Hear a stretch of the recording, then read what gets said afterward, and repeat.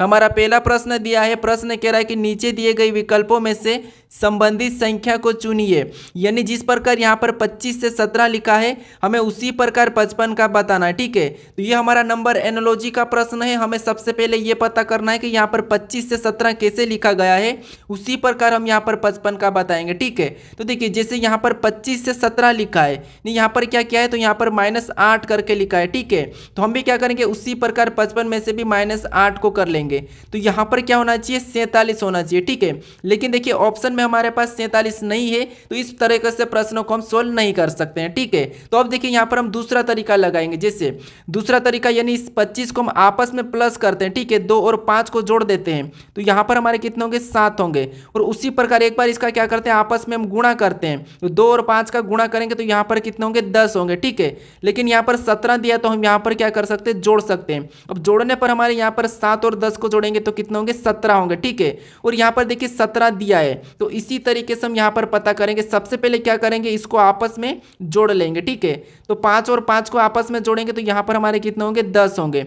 उसके बाद हमें क्या करना है, एक बार इसमें आपस में गुणा करना है, तो 55 का आपस में गुणा करेंगे तो यहाँ पर हमारे कितने होंगे, 25 होंगे। ठीक है, जैसे हमने यहाँ पर प्लस किया था, तो यहाँ पर भी हम क्या करेंगे, प्लस कर लेंगे। ठीक है, 10 और 25 को आपस में जोड़ेंगे तो हमारे यहाँ पर कितने हो जाएंगे, 35 हो जाएंगे। यानी जो प्रश्नवाचक चिन्ह दिया है यहाँ पर क्या होना चाहिए, 35 होना चाहिए। ठीक है, तो ऑप्शन में देखिए 35 कहाँ पर है, तो ऑप्शन नंबर हमें यहाँ पर सी में दिया है, मतलब ऑप्शन नंबर सी हमारा यहाँ पर सही जवाब होगा। ठीक है, तो यहाँ पर आपको तरीकों को समझना है, लॉजिक को समझना है। ठीक है, अब चलिए हम बढ़ते हैं प्रश्न 2 पे। अब 2 नंबर का प्रश्न दिया है। ठीक है, अब प्रश्न कह रहा है कि निम्नलिखित श्रृंखला श्रेणी में प्रश्नवाचक चिन्ह के स्थान पर कौन सी संख्या होगी। यहाँ पर एक प्रश्नवाचक चिन्ह दिया है, यहाँ पर कौन सी संख्या होगी ये हमें बताना। ठीक है, तो जब भी हम श्रृंखला के प्रश्नों को सोल्व करते हैं, सबसे पहले हम संख्या को ध्यान से देखते हैं। ठीक है, जैसे यहाँ पर देखिए 5 से 10 लिखा है, 10 से 30 लिखा है, 30 से 150 लिखा है, 150 से 1050 लिखा है, तो उसी प्रकार हम यहाँ पर संख्या को बताएंगे। ठीक है, तो यहाँ पर देखिए संख्या हमारी अचानक से बढ़ रही है। ठीक है, तो मैं आपको यहाँ पर हर मेरे प्रैक्टिस सेट में बताता हूँ कि संख्या अगर अचानक बढ़ती है तो वहाँ पर फिर आपको क्या करना है, वहाँ पर आपको गुणा करना है या फिर वर्ग या घन करके, ये 3 चीज करके आपको देखना है। जैसे अगर हम यहाँ पर गुणा देखते हैं, जैसे 5 का यहाँ पर 10 लिखा है, यानी यहाँ पर क्या किया है, 5 का 2 गुना किया। ठीक है, उसी प्रकार यहाँ पर 10 से 30 लिखा है, मतलब यहाँ पर 10 का क्या किया है, तो यहाँ पर 10 का 3 गुना किया है। ठीक है, फिर देखिए 30 से यहाँ पर 150 लिखा है, मतलब यहाँ पर 30 का क्या किया है, तो यहाँ पर 30 का 5 गुना किया है। फिर देखिए यहाँ पर 150 से 1050 लिखा है, मतलब यहाँ पर देखिए 150 का क्या किया है, तो यहाँ पर 150 का 7 गुना किया है। ठीक है, तो अगला हम किसके साथ गुणा करें कि हमारी अगली संख्या आ जाए। ठीक है, तो उससे पहले हम देखेंगे कि यहाँ पर पैटर्न क्या चल रहा है। जैसे यहाँ पर देखिए सबसे पहले क्या हुआ था, तो 2 गुना हुआ था, फिर 3 गुना, फिर 5 गुना, फिर 7 गुना। तो अगला किसके साथ गुना करना है, ये हमें पैटर्न को समझना होता है। ठीक है, तो जैसे यहाँ पर शुरू में 2 गुना हुआ, मतलब ये अभाज्य संख्या है, फिर 3 गुना हुआ अभाज्य संख्या, 5 गुना हुआ अभाज्य संख्या, 7 गुना अभाज्य संख्या, तो अगली भी हमारी किसके साथ होगी, अभाज्य संख्या के साथ होगी। तो अगली हमारी 7 के बाद कौन सी होती है, आपको पता होना चाहिए, क्या होती है, 11 होती है। ठीक है, तो यहाँ पर क्या होगा, 11 गुना होगा। ठीक है, क्या होगा, यहाँ पर 11 गुना हो जाएगा। अब 1050 का 11 गुना कितना होता है, तो आपको पता होना चाहिए, यहाँ पर 1000 का 50 का यहाँ पर 11 गुना 11550 होता है। ठीक है, तो यहाँ पर हमारी अगली संख्या कौन सी हो जाएगी, 11550। ऑप्शन में देखिए कहाँ पर है, तो ऑप्शन नंबर बी में दिया है, मतलब ऑप्शन नंबर बी हमारा यहाँ पर सही जवाब होगा। ठीक है, अगर आप पैटर्न को नहीं समझते और यहाँ पर क्या करते हैं, यहाँ पर अगर 9 गुना कर लेते, ठीक है, क्योंकि 7 के बाद अगर आप 9 गुना करते हैं तो यहाँ पर आपका आंसर क्या होता, फिर यहाँ पर होता आपका 9000 यहाँ पर 450 होता था। ठीक है, और ये आप ऑप्शन में लगाकर आ जाते हैं और प्रश्न आपका गलत हो जाता। ठीक है, तो आपको हमेशा क्या करना है, यहाँ पर पैटर्न को समझना है, तरीका समझना है कि यहाँ पर कैसे गुणा किया जा रहा है। ठीक है, तो अभी हमारा ऑप्शन नंबर बी यहाँ पर सही जवाब होगा। अब चलिए हम बढ़ते हैं प्रश्न 3 पे। अब 3 नंबर का प्रश्न दिया है। ठीक है, अब प्रश्न कह रहा है कि यदि एक्सपोज बराबर 12 और यहाँ पर एक्सेम बराबर यहाँ पर स्केम बराबर 8 लिखा है तो प्रोपोजल बराबर क्या होगा, ये प्रश्न पूछा है। ठीक है, तो देखिए मैं आपको यहाँ पर बताता हूँ कि जब भी आपको अंकों से यहाँ पर यानी कि लेटर से अंकों में दिया जाता है, ठीक है, लेटर से अंकों में दिया जाता है, तो आपको क्या करना होता है, वहाँ पर उन लेटर को अंकों में लिखना है। ठीक है, जैसे यहाँ पर देखिए एक्सपोज बराबर 12 लिखा है, स्केम बराबर 8 लिखा है, तो हमें क्या करना है, प्रोपोजल का बताना है। लेकिन यहाँ पर देखिए इसको अगर हम अंकों में करेंगे तो बड़ी संख्या होगी, लेकिन यहाँ पर छोटी संख्या लिखी। ठीक है, तो जब भी आपको यहाँ पर क्या करना है, जब भी संख्या छोटी मिले तो सबसे पहले आपको ये ट्राई करना है कि वहाँ पर उन लेटर को गिन लेना है। जैसे यहाँ पर देखिए इनको गिनेंगे तो 1, फिर 2, फिर 3, 4, 5, 6। यहाँ पर देखिए एक्सपोज में कितने टोटल लेटर कितने हैं, तो 6 है, ठीक है, कितने 6 है। और वहाँ पर 12 लिखा, मतलब 6 का हम क्या करेंगे कि 12 होगा तो 2 गुना करेंगे। अब 6 का 2 गुना कितना होता है, 12 होता है, और यहाँ पर 12 दिया है, ठीक है। उसी प्रकार हम स्केम का पता करते हैं। जैसे स्केम में लेटर गिनिए 1, 2, 3, 4। यहाँ पर कितने लेटर है, तो 4 लेटर है, ठीक है। तो जैसे हमने यहाँ पर 2 गुना किया था, तो यहाँ पर भी हम क्या करेंगे, इस 4 का 2 गुना करेंगे, ठीक है। अब 4 का 2 गुना कितना होता है, 8 होता है। कितना होता है, 8। और देखिए यहाँ पर 8 भी दिया है, ठीक है। तो यहाँ पर जिस तरीके से 12 और 8 लिखा है, सेम उसी तरीके से हम संख्या को क्या करेंगे, प्रोपोजल का बता देंगे। अब प्रोपोजल में गिनेंगे, जैसे 1, फिर 2, 3, 4, 5, 6, 7, ठीक है, और 8। टोटल कितने, तो यहाँ पर देखिए 8 है, ठीक है। अब क्या करना हमें, 8 तो हमारे लेटर है। जैसे हमने यहाँ पर 2 गुना किया था, यहाँ पर 2 गुना किया, तो यहाँ पर भी हम क्या करेंगे, 2 गुना कर लेंगे। अब 8 का 2 गुना कितना होता है, 16 होता है, ठीक है। तो प्रोपोजल का कोड क्या हो जाएगा, 16 हो जाएगा। तो ऑप्शन में देखिए 16 कहाँ पर है, तो ऑप्शन नंबर डी में दिया है। ऑप्शन नंबर डी हमारा यहाँ पर सही जवाब होगा, ठीक है। तो आपको लेटर का अंकों में तो करना है, लेकिन कब करना, जब संख्या बड़ी हो, ठीक है। अब चलिए हम बढ़ते हैं प्रश्न 4 पे। अब 4 नंबर का प्रश्न दिया है, ठीक है। अब प्रश्न कह रहा है कि निम्नलिखित प्रश्न में प्रश्न चिन्ह के स्थान पर कौन सी संख्या आएगी। यहाँ पर एक प्रश्नवाचक चिन्ह दिया इस आकृति में, यहाँ पर कौन सी संख्या आएगी, ये प्रश्न पूछा है, ठीक है। तो देखिए जब भी हम लुप्त संख्या के प्रश्नों को सोल्व करते हैं, तो मैं आपको बताता हूँ कि सबसे पहले जो प्रश्नवाचक चिन्ह दिया है, जैसे यहाँ पर एक प्रश्नवाचक चिन्ह बीच में दिया है, तो उसी की जगह बाकी की संख्या कैसे लिखी, ये आपको सबसे पहले पता करना है। जिस तरीके से यहाँ पर देखिए बीच में 512 लिखा है और यहाँ पर 672 लिखा है, उसी तरीके से फिर आपको क्या करना है, यहाँ पर संख्या को बताना है। लेकिन उससे पहले आपको 512 और 672 पता करना है। अगर आपको खुद से सोल्व करना तो आप वीडियो को रोक लीजिए और हर प्रश्नों को खुद से सोल्व करने की जरूर कोशिश करें, ठीक है। बाकी मैं आपको यहाँ पर कंटिन्यू पैटर्न बताता हूँ, नए टाइप बताता हूँ। अगर आप इस चैनल को अभी तक सब्सक्राइब नहीं करे दोस्तों, तो इस चैनल को जरूर सब्सक्राइब कर लीजिएगा, ठीक है। वीडियो को लाइक कर दीजिएगा और ज़्यादा से ज़्यादा शेयर जरूर कर लीजिए अगर आपको अच्छा लगे तो। अब देखिए जैसे यहाँ पर हम क्या करेंगे, सबसे पहले पता करेंगे कि यहाँ पर 512 कैसे लिखा है और इसी तरीके से 672 कैसे लिखा है, दोनों में एक ही तरीका लगना चाहिए, ठीक है।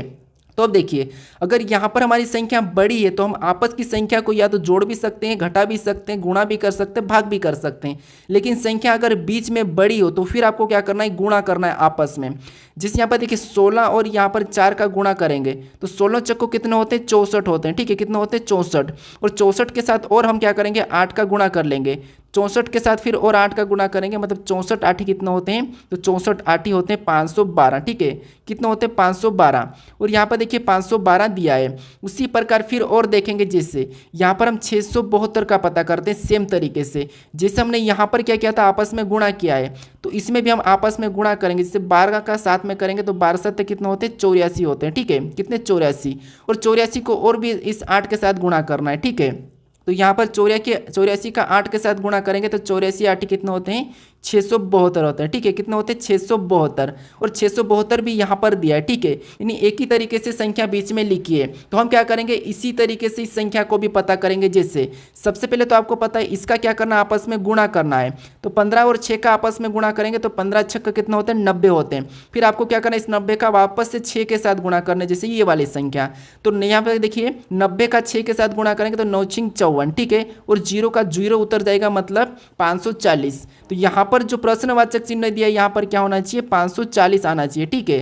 तो अब देखिए प्रश्न में देखेंगे जहाँ से विकल्प में, तो यहाँ पर देखिए विकल्प हमारा ए में दिया है, मतलब प्रश्न हमारा यहाँ पर विकल्प हमारा ए वाला सही जवाब होगा, ठीक है। तो तीनों आकृति में एक ही तरीके से आपका संख्या आना चाहिए, ठीक है। तो हमारा ऑप्शन कौन सा वाला, ए वाला यहाँ पर सही जवाब होगा, ठीक है। अब चलिए हम बढ़ते हैं प्रश्न 5 पे।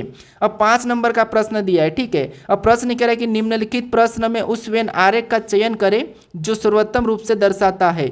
यानी यहाँ पर हमें दिया जैसे स्तनधारी दिया है, पशु दिया है और जिराफ दिया है। इसका वेन आरेख कैसा बनेगा, ये प्रश्न पूछा है, ठीक है। अब देखिए मेरे प्रैक्टिस सेट में आपको हर प्रकार के प्रश्न मिलते हैं, लगभग 20 चैप्टर के प्रश्न मिलते हैं, ठीक है। 15 तो 100% मिलते हैं, 15 और 20 में आपको प्रश्न मिलते हैं। और सभी प्रश्न ऐसे जो नए पैटर्न के इंपॉर्टेंट है, जो कि परीक्षा में पूछे जा जाते हैं, ठीक है। अभी हाल ही के परीक्षा में पूछे जा रहे हैं उसी टाइप के प्रश्न है। अगर आप डेली प्रैक्टिस सेट देखते हो तो आप रीजनिंग में पूरे में से पूरे नंबर ला सकते हो, ठीक है। जैसे अब देखिए जब भी हम वेन आरेख के प्रश्नों को सोल्व करते हैं तो मैं आपको यहाँ पर बताता हूँ कि अगर आपको मान लीजिए प्रश्न सोल्व करते नहीं भी आता है, बिल्कुल आप नए हो, फिर भी आप प्रश्नों को आसानी से सोल्व कर सकते हैं। कैसे, सबसे पहले तो आपको ये ध्यान रखना कि जो हमें शब्द दिया है, स्तनधारी, पशु और जिराफ दिया है, क्या इनका आपस में कोई इनका रिलेशन है क्या कोई है या नहीं है, ठीक है, ये समझना है। अगर नहीं भी पता हो तो कोई बात नहीं, आपको किसी भी एक शब्द का आरेख बनाना है, ये मैं मेरे हर प्रैक्टिस सेट में आपको सिखाता हूँ। जैसे यहाँ पर देखिए स्तनधारी का हम बनाएंगे सबसे पहले, तो ये हमने स्तनधारी का आरेख बना लिया है, ठीक है।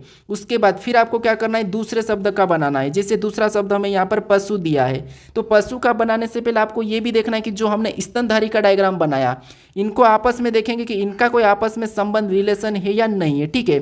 तो आप कहोगे जो स्तनधारी ये क्या है, पशु के अंदर आता है। कहाँ आता है, पशु के अंदर। तो इसका डायग्राम कहाँ पर बनेगा, तो आप कहोगे यहाँ पर जो स्तनधारी ये पशु के अंदर आता है, तो यहाँ पर इसका डायग्राम बाहर से बनेगा। यानी जो डायग्राम ये वाला बन रहा है, ठीक है, ये किसका बना, पशु का बना। अब देखिए, अब हमें क्या करना है, तीसरे शब्द का बनाना है, जो कि तीसरा शब्द हमें यहाँ पर जिराफ दिया है। तो जिराफ का बनाने से पहले यहाँ पर देखेंगे जिराफ का संबंध पशु से है या नहीं है, या जिराफ का संबंध स्तनधारी से है या नहीं है। तो आप कहोगे जैसे जो जिराफ ये पशु के अंदर आता है और जिराफ स्तनधारी के भी अंदर ही आता है, तो यहाँ पर इनका तो दोनों से संबंध अंदर आता है, मतलब जिराफ का डायग्राम कहां पर बनेगा, अंदर बन जाएगा। आपको यहां पर कलर के माध्यम से समझ में आ चुका होगा कि किसका डायग्राम कौन सा बना है, ठीक है। तो डायग्राम कैसा बनेगा, कुछ इस टाइप से। तो ऑप्शन में देखिए हमारा ऑप्शन नंबर कहां पर दिया है, तो ऑप्शन नंबर ए में दिया है, मतलब ऑप्शन नंबर ए हमारा यहां पर सही जवाब होगा, ठीक है। अब आपको समझ में आ चुका होगा। अब चलिए हम बढ़ते प्रश्न 6 पे। अब 6 नंबर का प्रश्न दिया है, ठीक है। अब प्रश्न कह रहा है कि एक कूट भाषा में इंडिया को NSINF लिखा जाता है, तो आर्मी को क्या लिखा जाएगा, ये प्रश्न पूछा है, ठीक है। तो ये हमारा कोडिंग डिकोडिंग का प्रश्न है। अब कोडिंग डिकोडिंग के प्रश्न आपको पता है हर परीक्षा में 1 या 2 प्रश्न तो 100% पूछे जाते हैं, जिसे हमने प्रश्न तीसरे नंबर के प्रश्नों को भी किया था, ठीक है। तो अब देखिए, जब आपको यहाँ पर लेटर का लेटर में ही दिया जाता है, जैसे इसका कोड यहाँ पर दिया है, तो फिर आपको क्या करना है, A से Z तक आपको ABCD आती है, उसी में आपको यहाँ पर दिया होगा या तो 1 + 2 + 3 + 4 + 5 + कुछ भी दिया होगा, बस आपको वहाँ पर कोड पता करना है। जैसे यहाँ पर देखेंगे, जैसे इंडिया से, ठीक है, हम क्या करते हैं, इंडिया से यहाँ पर दिया है, जैसे इंडिया, और इंडिया का कोड क्या दिया है, तो यहाँ पर देखिए इंडिया का कोड यहाँ पर हमें दिया है, एन दिया है, फिर एस दिया है, फिर आई दिया है, फिर एन दिया है, फिर हमें एफ दिया है, ये इंडिया का कोड दिया है। अब ये कैसे दिया ये हम पता करेंगे। जैसे यहाँ पर आई से एन लिखा है, मतलब यहाँ पर ABCD में 5 प्लस करा है, फिर यहाँ पर एन से एस लिखा है, मतलब यहाँ पर भी ABCD में 5 प्लस किया है, डी से आई लिखा है, मतलब यहाँ पर भी +5 किया है, आई से एन लिखा है, मतलब यहाँ पर भी +5 किया है, ए से एफ लिखा है, मतलब यहाँ पर भी +5 किया। अब कैसे +5 किया, तो देखिए जैसे यहाँ पर आई हमारा 9 नंबर पे आता है, एन हमारा 14 नंबर पे आता है, ठीक है, तो यहाँ पर +5 ही हुआ है। तो देखिए एन हमारा 14 नंबर पे आता है, एस हमारा 19 नंबर पे आता है, यहाँ पर भी +5, डी हमारा 4 नंबर पे आता है, हमारा 9 नंबर पे आता है +5, आई हमारा 9 नंबर पे आता है, एन हमारा 14 नंबर पे आता है +5, ये हमारा 1 नंबर पे आता है, एफ हमारा 6 नंबर पे आता है, यहाँ पर भी +5। तो इसी तरीके से हम क्या करेंगे, इसमें भी +5 करेंगे आर्मी में, ठीक है। तो ए हमारा 1 नंबर पे आता है, अगर हम इसमें +5 करते तो हमारा सबसे पहले तो होगा एफ हो जाएगा, ठीक है। फिर देखिए यहाँ पर आर है, और आर हमारा 18 पे आता है, +5 करेंगे तो 23, और 23 नंबर पे आपको पता है डब्ल्यू आता है, ठीक है। फिर देखिए एम दिया है, और एम कितने 13 नंबर पे आता है, और +5 करेंगे तो क्या होगा 18, और 18 नंबर पे आर आता है। फिर देखिए वाई हमारा 25 पे आता है, इसमें भी +5 करेंगे तो यहाँ पर देखिए क्या होगा, डी हो जाएगा, ठीक है, क्या हो जाएगा, डी हो जाएगा। अब हमें ऑप्शन में देखना है कि एफ डब्ल्यू आर डी कहाँ पर है, तो ऑप्शन नंबर यहाँ पर देखिए सी में दिया है, तो ऑप्शन नंबर सी हमारा यहाँ पर सही जवाब होगा, ठीक है। अगर आपको अंकों में दिया जाता है तो फिर अंकों में पता करना है, छोटी संख्या बड़ी संख्या है ये देखना है। अगर आपको कोड का वहीं से वहीं लेटर का ही है तो फिर आपको वहाँ पर क्रॉसिंग मेथड या फिर कुछ भी देखना है, बस आपको थोड़ा सा इस टाइप से पता करना है। अब चलिए हम बढ़ते हैं प्रश्न 7 पे। अब 7 नंबर का प्रश्न दिया है, ठीक है। अब प्रश्न कह रहा है कि निम्नलिखित प्रश्न में दिए गए विकल्पों में से विषम संख्या का चयन करें। यानी हमें यहाँ पर 4 विकल्प दिए, इसमें संख्या लिखिए, वो इस संख्या में एक कौन सी संख्या ऐसी है जो अलग है, उसी का चयन करना है, वही बताना है कि अलग कौन सी यानी कि असंगत कौन सी है, ठीक है। तो देखिए मैं आपको जब भी बताता हूँ कि संख्या का आपको अगर विषम बताना है तो वहाँ पर आपको क्या देखना है, तो सम, विषम, अभाज्य या फिर वर्ग या घन, ये 4-5 चीज़ें देखना है। अगर फिर भी आपको वहाँ पर एक भी ऐसा नहीं दिखता है तो फिर आपको मैं ये भी बताया था मेरे पहले वाले प्रैक्टिस सेट में कि आपको आपस में संख्या को जोड़ के देख लेना है। जैसे यहाँ पर हम आपस में संख्या को 55 को जोड़ेंगे तो कितना हो जाएंगे, 10 हो जाएंगे। इसको आपस में 82 को जोड़ेंगे तो यहाँ पर भी 10 हो जाएंगे। इसको आपस में जोड़ेंगे तो यहाँ पर 14 हो जाएंगे, और इसको आपस में जोड़ेंगे तो यहाँ पर हमारे कितने हो जाएंगे, 11 हो जाएंगे। ऐसा करके देखना है। फिर भी हमें यहाँ पर देखिए 10 तो है, लेकिन 14 11 है, सभी संख्या हमारी अलग अलग ही दिख रही है। तो फिर आपको क्या करना है यहाँ पर, अगर आप अभी भी आपका आंसर मिल चुका है, जैसे 11 हमारी एक विषम संख्या है, ठीक है, तो अभी भी हम इसको आंसर लगा सकते हैं। लेकिन यहाँ पर हमारी दोनों की दोनों समान संख्या है, तो हम यहाँ पर एक और तरीका लगाते हैं। जैसे कौन सा तरीका, अगर आपको यहाँ पर इसका आपस में गुणा करके देखना है, अगर जोड़ से नहीं आता है तो इसका आपस में गुणा करेंगे तो पाँचों पाँचों कितने होंगे, 25 होंगे, ठीक है। फिर यहाँ पर और 82 का आपस में गुणा करेंगे तो 8 दूनी कितने होते हैं, 16 होते हैं। फिर देखिए और आपको यहाँ पर 77 में गुणा करना है, तो जैसे 7 7 कितने होंगे, 49 होते हैं, ठीक है। उसके बाद देखिए और आपको 74 में आपस में गुणा करना है, तो 7 कितने होते हैं, 28 होते हैं, ठीक है। अब देखिए 7 चौक हमारे कितने होते हैं, 28 होते हैं। अब देखिए इन संख्या को ध्यान से देखते हैं, तो यहाँ पर इन संख्या को देखिए, यहाँ पर जो 25 है ये क्या है, 5 का वर्ग है। 16 क्या है, तो 16 4 का वर्ग है। फिर देखिए 49 क्या है, तो ये 7 का वर्ग है। लेकिन 28 किसी भी संख्या का वर्ग नहीं है, ठीक है, किसी भी संख्या का वर्ग नहीं है, तो यही हमारा यहाँ पर अलग दिखा है, ठीक है। वैसे पहले ही हमारा ऑप्शन डी सही हो गया था, लेकिन अभी हमारा एग्जैक्ट कौन सा है, ऑप्शन डी ही हमारा यहाँ पर सही जवाब होगा, ठीक है। तो इस तरह से भी आपको यहाँ पर देखना है, आपको यहाँ पर टाइप को समझना है कि कितने टाइप से हम प्रश्नों को सोल्व कर सकते हैं, ठीक है। क्योंकि रीजनिंग का मतलब ही है कि अगर आप टाइप आपको नहीं पता है तो फिर आप कैसे ही प्रश्न को, भले आपको पता है कि प्रश्नों को हम ऐसे सोल्व करते हैं, लेकिन इसमें कौन कौन सा लॉजिक लग सकता है, कैसे कैसे प्रश्नों को हम तोड़ मरोड़ सकते हैं, यही मेन बात आती है रीजनिंग में, ठीक है। अब चलिए हम बढ़ते हैं प्रश्न 8 पे। अब 8 नंबर का प्रश्न दिया है, ठीक है। अब प्रश्न कह रहा है कि निम्नलिखित अक्षर श्रृंखला श्रेणी में प्रश्न चिन्ह के स्थान पर अक्षर ज्ञात करें। यहाँ पर एक प्रश्नवाचक चिन्ह दिया है, यहाँ पर कौन से अक्षर होंगे यह हमें बताना, ठीक है। तो जब भी आपको यहाँ पर अक्षर की श्रृंखला मिले और यहाँ पर देखिए जैसे यहाँ पर 1 है, फिर 2 है, 3 है, यानी कि बढ़ते जा रहे हैं, तो आपको एक को देखना है, फिर ध्यान से देखना है। जैसे यहाँ पर देखिए ए से यहाँ पर सी लिखा है, मतलब ए से सी लिखा, मतलब यहाँ पर 2 को प्लस किया गया है, ठीक है। क्या किया है, 2 को प्लस किया है। उसके बाद यहाँ पर सी के जस्ट बाद क्या आता है, डी आता है, उसे एक बार लिख लिया है। फिर देखिए यहाँ पर सी से यहाँ पर जी लिखा है, मतलब यहाँ पर प्लस कितना किया है, तो यहाँ पर प्लस 4 किया है। फिर जी के बाद क्या आता है, तो जी के बाद एच और आई आता है, तो उनको 2 बार लिखा, ठीक है। पहले 1 लिखा था, फिर 2 लिखा। फिर तो हम क्या करेंगे, अगला ही जो प्रश्नवाचक है यहाँ पर बताने के लिए इस जी में क्या करेंगे, हम जैसे पहले 2 प्लस हुआ था, फिर 4 प्लस हुआ, तो यहाँ पर हम क्या करेंगे, 6 प्लस कर लेंगे, ठीक है, 6 प्लस करेंगे। अब देखिए यहाँ पर 6 प्लस करेंगे जी में, तो हमारा यहाँ पर क्या होना चाहिए, एम होना चाहिए, ठीक है। क्या होना चाहिए, एम होना चाहिए। फिर एम के बाद हमें 3 लेटर लिखना है, क्योंकि यहाँ पर 1 लिखा था, फिर यहाँ पर 2 लिखा है, तो हमें 3 लिखना है। जैसे एम के बाद क्या आता है, एन आता है, फिर ओ आता है, फिर पी आता है, हमको 3 लिखना है। ये हमने 3 लिखा है, एम एन ओ पी। तो ऑप्शन में देखिए एम एन ओ पी कहाँ पर है, तो ऑप्शन नंबर डी में दिया है, तो ये हमारा क्या हो जाएगा, सही जवाब होगा। लेकिन फिर भी आपको यहाँ पर चेक करना है कि अगले में 8 प्लस हो रहा है क्या, क्योंकि जैसे 2 प्लस हुआ, 4 प्लस हुआ, 6 प्लस हुआ, तो अगले में क्या होना चाहिए, 8 प्लस होना चाहिए। तो यहाँ पर अगर हम 8 प्लस करते हैं, जैसे एम में 8 प्लस करेंगे तो क्या होना चाहिए, यू होना चाहिए, और यू भी यहाँ पर दिया है। और यू के बाद देखिए वी डब्ल्यू एक्स वाई, यहाँ पर 4 भी लिखा है, मतलब हमारा यहाँ पर पक्का कौन सा होगा, ऑप्शन नंबर डी ही यहाँ पर सही जवाब होगा, ठीक है। तो आपको हमेशा प्रश्न को थोड़ा सा पूरा चेक करने की कोशिश करना, अगर आपका ऑप्शन हट जाता है तो फिर आपको वहाँ पर चेक नहीं करना है, ठीक है। अब चलिए हम बढ़ते हैं प्रश्न 9 पे। अब 9 नंबर का प्रश्न दिया है, प्रश्न कह रहा है कि नीचे दिए गए विकल्पों में से संबंधित शब्दों को चुनिए, यानी जिस प्रकार यहाँ पर देखिए कागज से वृक्ष लिखा है, ठीक है, तो हमें यहाँ पर शीशा का बताना है, यानी ये भी हमारा एनालॉजी का ही प्रश्न है। अब एनालॉजी में 3 टाइप के प्रश्न पूछे जाते हैं, जिसे सबसे पहले अंकों वाले, फिर शब्द वाले, फिर लेटर वाले, ठीक है। तो हमने अंकों वाले तो प्रश्न पहले में ही किया था, अब यहाँ पर हमारा शब्द वाला है। अब शब्द वाला में आपको यहाँ पर थोड़ा सा पता होना चाहिए, जैसे जो कागज दिया और यहाँ पर वृक्ष दिया है, तो कागज से क्या बनता है, क्योंकि जैसे प्रश्नवाचक चिन्ह इस तरफ है, तो हमें इसका पता करना है, ठीक है। तो देखिए जैसे यहाँ पर कागज से वृक्ष दिया है, मतलब क्या है, कागज किससे बनता है, वृक्ष से बनता है, ठीक है। जो कागज ये किससे बनता है, वृक्ष से बनता है, और यहाँ पर वृक्ष दिया है, तो हम क्या करेंगे, जो शीशा किससे बनता है ये बताएंगे। तो ये आपको पता होना चाहिए कि जो शीशा ये किससे बनता है, तो शीशा आपको पता होना चाहिए किससे बनता है, तो शीशा हमारा रेत से बनता है, ठीक है। किससे बनता है, रेत से।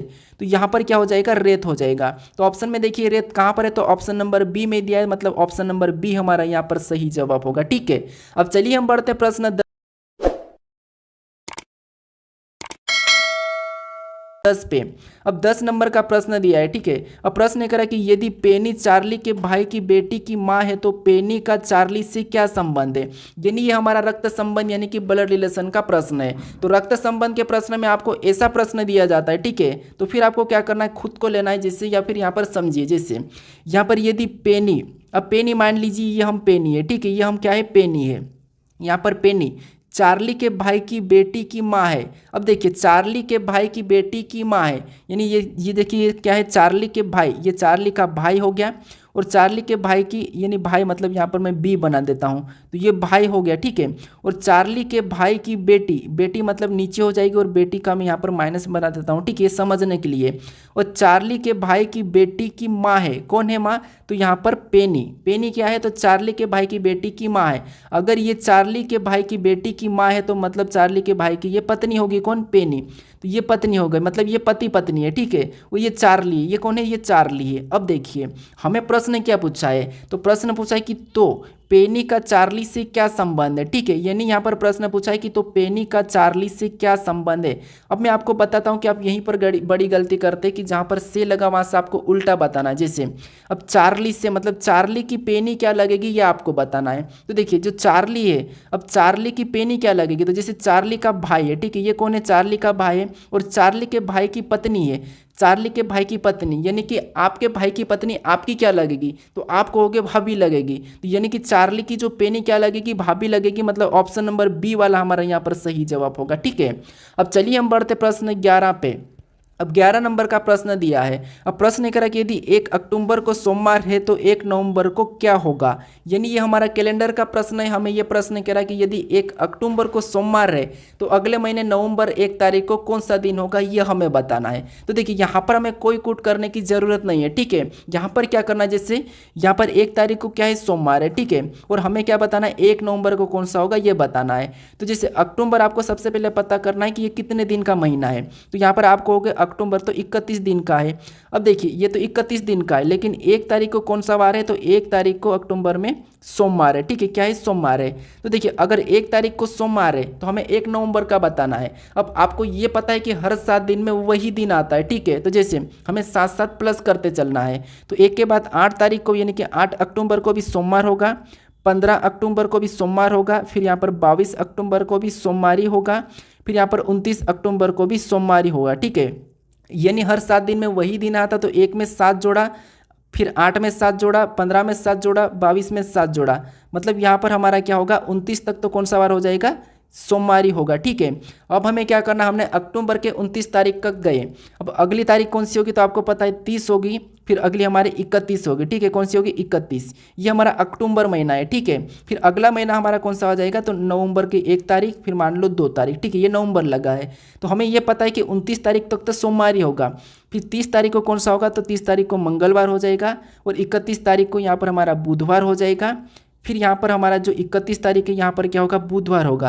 तो अगले महीने में 1 तारीख को कौन सा वार हो जाएगा, तो आपको होगा यहाँ पर गुरुवार हो जाएगा, ठीक है। तो ऐसा प्रश्न आपको अगले महीने के दिन या उसी महीने के दिन पूछा जाएगा तो इस स्टेप से सोल्व करना, ठीक है। तो कौन सा वार होगा, 1 नवंबर का गुरुवार होगा। तो ऑप्शन में देखिए गुरुवार कहाँ पर है, तो ऑप्शन नंबर सी में दिया है, तो ऑप्शन नंबर सी हमारा यहाँ पर सही जवाब होगा, ठीक है।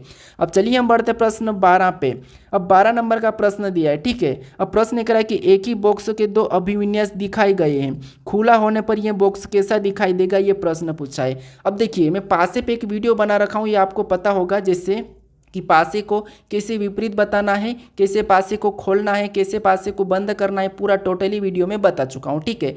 तो आप यहाँ पर मेरे चैनल पर जाकर देख सकते हो। अब देखिए जैसे यहाँ पर देखिए आपको ये पता है कि जब भी हम पासे को खोलते हैं या बंद करते हैं तो सबसे पहले जो पासा है उसमें हमें विपरीत देखना होता है। जैसे यहाँ पर ये पता आपको कि 1 से अधिक पासा दिया जाता है तो हम क्या करते हैं, विपरीत बताने के लिए, विपरीत अंक बताने के लिए हम क्या करते हैं, कॉमन संख्या देखते हैं। लेकिन यहाँ पर देखिए दोनों पासों में कॉमन संख्या नहीं है, तो फिर आपको वहाँ पर क्या करना है, घबराना नहीं, थोड़ा सा समझिए। जैसे यहाँ पर अगर कॉमन संख्या नहीं भी मिली तो हम क्या करेंगे, इसे खोल सकते हैं। कैसे खोल सकते हैं, थोड़ा सा समझने की कोशिश करें, क्योंकि ये प्रश्न रेलवे और यहाँ पर सीजीएल में भी पूछा था, ठीक है।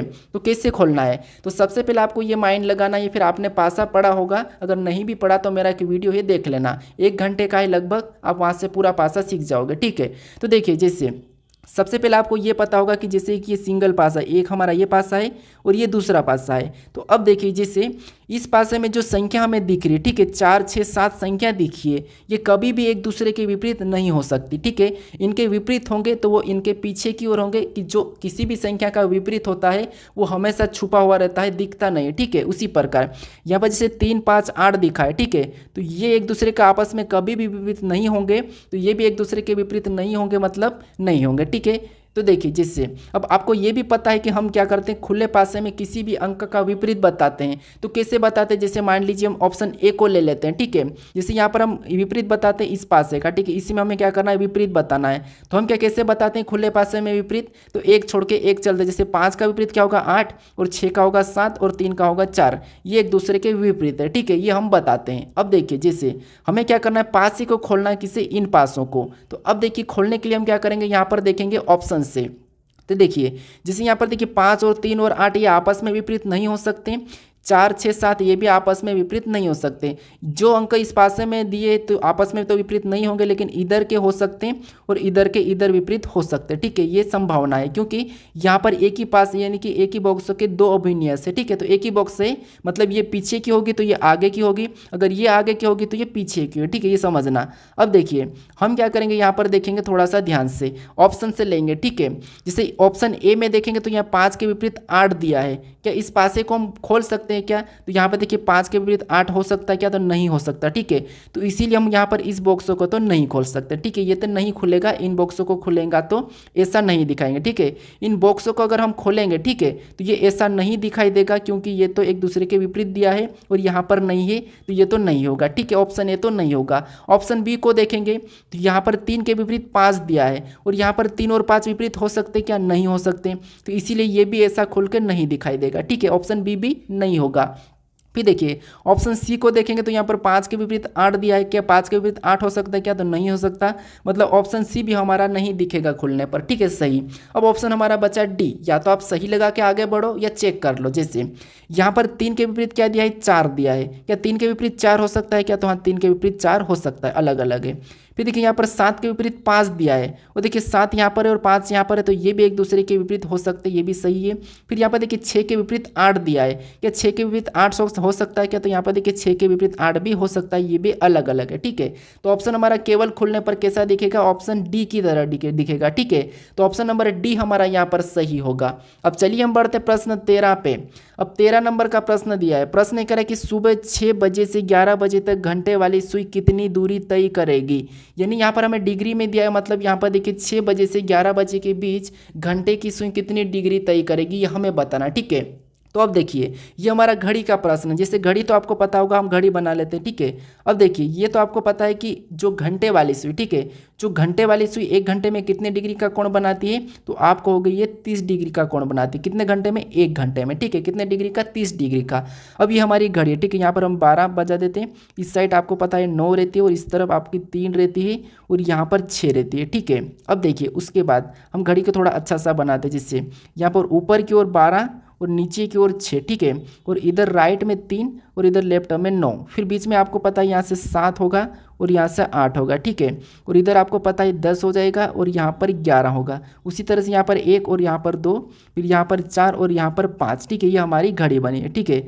अब देखिए यहाँ पर प्रश्न कहा कि 6 बजे से 11 बजे तक, यानी यहाँ पर 6 और 11 के बीच कितने घंटे सुई चली, ये हमें देखना है और उसको इस 30 के साथ गुणा कर देना, ठीक है, क्योंकि 1 घंटे में 30 डिग्री बनाती है। तो हम देखते हैं कि कितने घंटे चली है, तो 6 से 11, यानी यहाँ पर देखिए 1 घंटा, फिर 2 घंटा, 3 और 4 और ये 11 तक, मतलब ये 5 घंटा। टोटल कितने घंटे? 5 घंटे। तो 5 को हम क्या करेंगे? इस 30 के साथ गुणा कर देंगे, यानी कि 1 घंटे में अगर 30 डिग्री है तो 5 घंटे में कितनी डिग्री हो जाएगी? 150 डिग्री, ठीक है। तो यहाँ पर कितनी डिग्री हो जाएगी? 150। तो ऑप्शन में देखिए 150 कहाँ पर है? तो ऑप्शन नंबर बी में दिया है, तो ऑप्शन नंबर बी हमारा यहाँ पर सही जवाब होगा, ठीक है। अब चलिए हम बढ़ते हैं प्रश्न 14 पे। अब 14 नंबर का प्रश्न दिया है, ठीक है। अब प्रश्न कह रहा है कि कितने व्यक्ति तीनों भाषाओं को बोलते हैं, यानी जैसे यहाँ पर जितने भी इस गोल के अंदर जितने भी अंक है सभी के सभी फ्रांसीसी है, और इसके अंदर जितने भी है वो सभी के सभी अंग्रेजी बोलते हैं, और इसके अंदर जितने भी है सभी के सभी जर्मनी बोलते हैं। लेकिन हमें यह कहा है कि कितने लोग हैं जो तीनों भाषाओं को बोलते हैं, तो हमें ऐसे लोगों को देखना है जो तीनों के अंदर है। अगर हम 170 को नहीं ले सकते क्योंकि केवल जर्मनी है, 200 हमारा केवल अंग्रेजी है, 180 हमारा केवल फ्रांसीसी है। अगर हम यहाँ पर 78 का देखेंगे तो फ्रांसीसी और अंग्रेजी है, इधर देखेंगे 85 को तो जर्मनी और अंग्रेजी है, और 105 को देखेंगे तो फ्रांसीसी और जर्मनी है। अब हमारा कौन सा बच्चा जो कि बीच में है, कौन सा? 175। ये ऐसा है जो तीनों के अंदर है, मतलब कितने लोग हो जाएंगे? 175 ही हमारा यहाँ पर सही जवाब होगा, ठीक है। तो हमारा ऑप्शन नंबर बी हमारा यहाँ पर सही जवाब होगा, ठीक है। अब चलिए हम बढ़ते हैं प्रश्न 15 पे। अब 15 नंबर का प्रश्न दिया है। प्रश्न कह रहा है कि VWXYZ 5 लोग एक गोलाकार में बैठे हैं।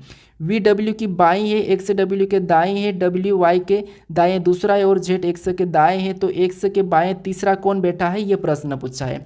ये हमारा बैठक अवस्था का प्रश्न है। ठीक है, तो देखिए हमें क्या करना, सबसे पहले ये क्या कहा है कि गोलाकार में बैठे हैं। ठीक है, कितने लोग, तो 5 लोग। ये 5 लोग हमारे क्या है, गोलाकार में बैठे हैं। तो इसको हम क्या करेंगे, गोलाकार में बिठा लेंगे, गोल बना के। ठीक है, ये हमारा गोलाकार है। अब जैसा प्रश्न कहा वैसा हम बिठाएंगे। जैसे अब यहाँ पर देखिए, जैसे सबसे पहले कहा कि VW के बाएं है। अब जो आप जहाँ पर भी बैठे हैं तो आपका जो बायां और दायां है, ठीक है, राइट वाला दायां, लेफ्ट वाला बायां, उसी से लेना। आप अपने आप को ले लीजिए यहाँ पर। जैसे V क्या है, W के बाएं है, तो आप W को कहीं भी बिठा दीजिए। मान लीजिए मैं यहाँ पर बिठा देता हूँ। ठीक है, और V क्या है, W के बाएं है, मतलब आपका बायां किस तरफ है, तो आप होगे लेफ्ट में। तो लेफ्ट में कौन होगा, V होगा, मतलब V क्या है, W के बाएं है। ठीक है, उसके बाद अब बैठाने के बाद आगे पढ़ेंगे। जैसे एक से W के दाएं हैं। ठीक है, एक से क्या है, W के दाएं हैं। अब आपका दायां किधर है, तो आपको अगर राइट में है, मतलब एक से क्या है, W के दाएं है, तो हम यहाँ पर 100 को बिठा लेंगे। ठीक है, उसके बाद 3 लोग बैठ चुके हैं। आगे प्रश्न का कि Y के दाएं दूसरा है। अब W क्या है, तो W जो ये W है, ठीक है, ये Y के दाएं क्या है, दूसरा है। अब दाएं Y के दाएं दूसरा है, तो Y को कहाँ बिठाना चाहिए, तो हम क्या करेंगे, यहाँ पर बिठाएंगे। ठीक है, Y को यहाँ पर बिठाएंगे, तब W Y के दाएं दूसरा होगा। जैसे दाएं के इसका नीचे की ओर होगा, जैसे ये पहला और दूसरा। ठीक है, उसके बाद अब आगे प्रश्न करें कि और Z X के दाएं है। अब Z कहाँ पर है, तो ये X के दाएं है। तो X यहाँ पर बैठा है, तो इसका दायां इधर होगा और बायां इधर होगा। ठीक है, तो ये क्या है, दाएं है, मतलब Z कहाँ पर हो जाएगा, इधर हो जाएगा। ये हमारे 5 लोग बैठ चुके हैं। ठीक है, अब देखिए यहाँ पर ये कहा है कि जैसे तो X के बाएं तीसरा कौन बैठा है, X के बाएं तीसरा कौन बैठा है। ठीक है, तो यहाँ पर X और इसके बाएं तीसरा, बाएं किधर होगा, इधर होगा, और दायां इधर होगा।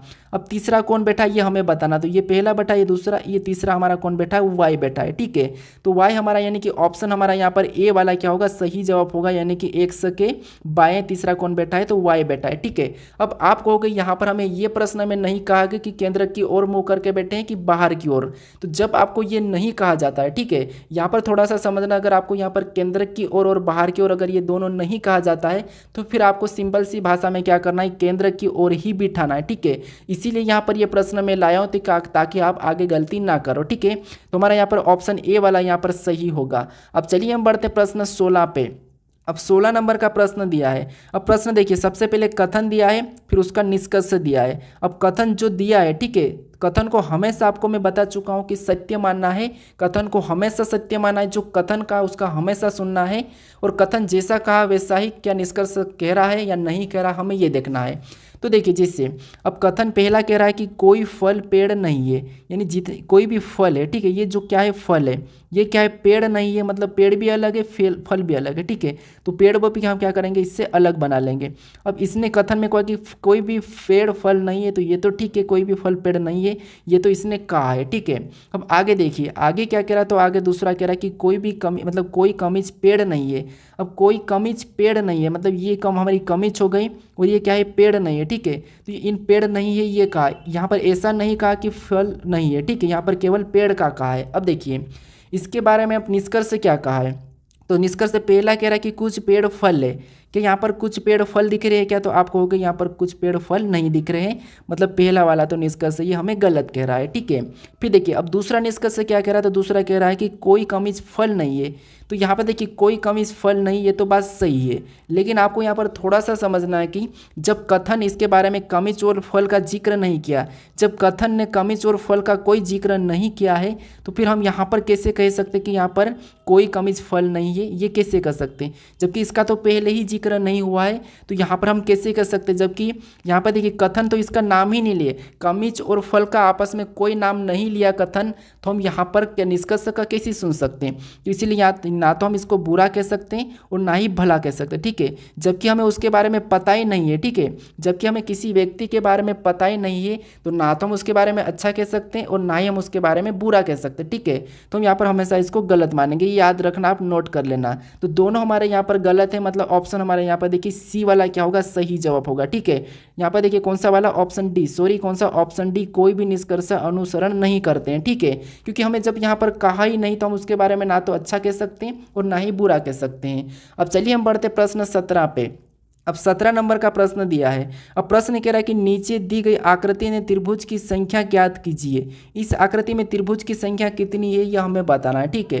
तो अब देखिए आपको ये तो पता होगा कि जब इस टाइप का त्रिभुज होता है, ठीक है, इस टाइप का जब त्रिभुज होता है तो इसमें कितना होते हैं, 3 त्रिभुज होते हैं, ठीक है। नहीं यहाँ पर देखिए इस टाइप का देखेंगे तो यहाँ पर इसमें 3 हो जाएंगे और इसमें 3 हो जाएंगे, ठीक है। अब बाकी कहाँ से बन रहा है हम ये गिनेंगे। तो एक तो हमारा यहाँ से बना है और एक हमारा यहाँ से बना है, ठीक है। कहाँ से, यहाँ से। अब देखिए कहीं से और भी बन रहा है क्या, देखिए ध्यान से, तो हमें यहाँ पर और कहीं से नहीं दिख रहा है। अब हम सभी को जोड़ेंगे तो 3 3 6 और 6 और 2 कितने होंगे, 8 हो जाएंगे, ठीक है। तो इस आकृति में कितने त्रिभुज हो जाएंगे, 8 हो जाएंगे।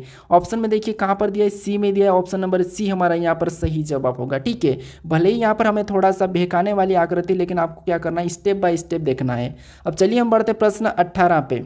अब 18 नंबर का प्रश्न दिया है। अब प्रश्न करा कि सही दर्पण प्रतिबिंब का चयन करें। अब हमें यहाँ पर केवल यही कहा है कि सही दर्पण प्रतिबिंब का चयन करें। तो हमें यहाँ पर दर्पण को देखना है कि किस रेखा में रखा गया है। जैसे अगर यहाँ पर एम रेखा ये खींची गई तो इसका दर्पण प्रतिबिंब हमेशा नीचे की ओर ही होगा, ठीक है। कहाँ होगा, अगर एम रेखा ऐसी होती तो फिर इसका इधर होगा। तो हमें यहाँ पर क्या करना है, नीचे की ओर, यानी कि जल वाला बताना है। अब आपको ये पता है कि जब भी हम जल दर्पण को बताते हैं तो सारे जितने भी अंक हो या लेटर हो सब नीचे की ओर झुक जाते हैं। तो जैसे ए हमारा नीचे की ओर झुकेगा तो क्या होगा, उल्टा हो जाएगा। अब हमें क्या करना है, किसी एक को लेके गलती निकालना है। अब ए उल्टा होगा तो यहाँ पर ऑप्शन ए में देखिए ये तो सीधा ही है, मतलब ये वाला नहीं होगा, ठीक है। ये हमें ऑप्शन एलिमिनेट करना है जब भी आपको दर्पण वाले प्रश्न सोल्व करना होता है, ठीक है। अब देखिए उसके बाद आपको ये भी पता है कि वी भी हमारा क्या होगा, नीचे की ओर झुकेगा, ठीक है। लेकिन यहाँ पर वी हमारा खड़ा है, मतलब ये भी नहीं होगा, ऑप्शन बी भी हमारा हटेगा, ठीक है। फिर हम दूसरे को देखेंगे, ठीक है। अब दूसरे को देखेंगे दूसरा हमारा कैसा हो जाएगा, तो 2, यानी 2 हमारा कैसा हो जाएगा, ऐसा और फिर ऐसा 2 हो जाएगा, ठीक है। कैसा हो जाएगा, ऐसा और ऐसा 2 बनेगा। तो ये वाला 2 हम ऑप्शन में देखेंगे तो यहाँ पर ये 2 उल्टा हो रहा है, तो ये भी नहीं होगा, ऑप्शन बी भी हमारा हटेगा। अब हमारा यहाँ पर केवल ऑप्शन बचा है सी। तो हमें पूरा चेक करने की जरूरत नहीं, जब हमने ऑप्शन को यहाँ पर एलिमिनेट कर दिया तो ऑप्शन हमारा सी वाला ही यहाँ पर सही होगा, ठीक है। अब चलिए हम बढ़ते हैं प्रश्न 19 पे। अब 19 नंबर का प्रश्न दिया है। अब प्रश्न कह रहा है कि कौन सी उत्तर आकृति प्रश्न आकृति में पैटर्न को पूर्ण करेगी। यानी यहाँ पर हमें एक आकृति दी है और उसमें एक आकृति का भाग यहाँ पर गायब है। तो यहाँ पर हम किस विकल्प को रखें कि आकृति हमारी पूरी होगी, यह हमें बताना, ठीक है। तो देखिए जैसे सबसे पहले हम आकृति पैटर्न को समझेंगे। जैसे इसका मुँह सबसे पहले तो इस तरफ था, ठीक है। उसके बाद नीचे आके ये इस तरफ हो गया, नीचे की ओर, फिर ये इधर और इस तरफ चल रहा है। तो अगला वाला किधर होगा, तो ऊपर की ओर हो रहा है, ठीक है। किधर हो रहा है, ऊपर की ओर हो जाएगा। तो ऊपर की ओर वाला देखेंगे तो जैसे ऑप्शन ए तो हमारा नहीं होगा, सी नहीं होगा, ऑप्शन डी नहीं होगा, केवल हमारा ऑप्शन बी वाला यहाँ पर सही होगा, ऑप्शन बी, ठीक है। कौन सा होगा, ऑप्शन बी। अब चलिए हम बढ़ते हैं प्रश्न 20 पे। अब 20 नंबर का प्रश्न दिया है। अब प्रश्न कह रहा है कि नीचे दिए गए विकल्पों में से संबंधित अक्षर को चुनिए। यानी आपको मैं बताया था कि एनोलॉजी 3 प्रकार की होती है, अंक, शब्द और यहाँ पर आपको पूछा जाता है अक्षर की भी, ठीक है। तो जैसे यहाँ पर ए जेड से क्या लिखा है, बी वाई लिखा है, तो आपको यहाँ पर जी टी का बताना है, ठीक है। ये थोड़ा इंपॉर्टेंट प्रश्न है, मुझे यहाँ पर कमेंट करके बताइए कि सबसे पहले तो आप ये पता करना है कि यहाँ पर ए जेड से बी वाई कैसे लिखा है, फिर उसी प्रकार आपको जी टी का बताना है। तो यहाँ पर मुझे कमेंट करके बताएं कि क्वेश्चन नंबर 20 का सही जवाब कौन सा है, आपके पास विकल्प है, ठीक है। तो